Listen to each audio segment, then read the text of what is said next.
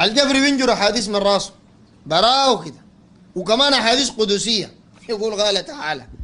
الجبري يقول في هذا المقطع قال ربنا قال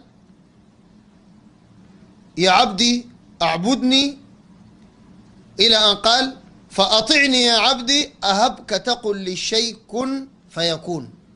عبدي إنني أنا الله أقول للشيء إذا أردته كن فيكون، فأطعني عبدي أهبك أن تقول للشيء كن فيكون.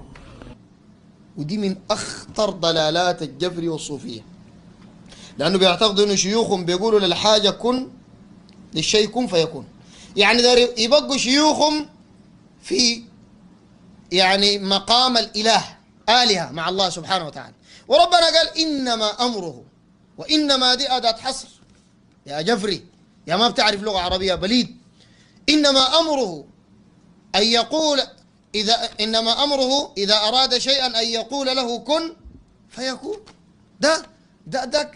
ده عقيدة يعتقدها أي مؤمن في الله سبحانه وتعالى، إن يقول للشيء كن فيكون.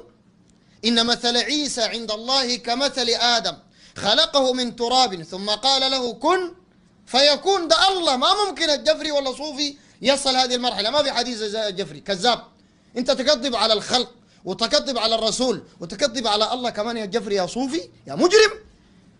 الوقفة السابعة يا أخي كده قبل الوقفة السابعة لو الصوفي شيخ صوفي بيقدر يقول للشيء كن فيكون. يا جفري يا صوفي قول لي فلسطين كوني من غير اليهود فتكون، مش خدمة قدمها للإسلام.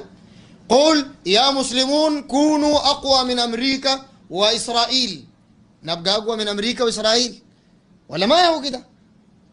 ده كلام باطل.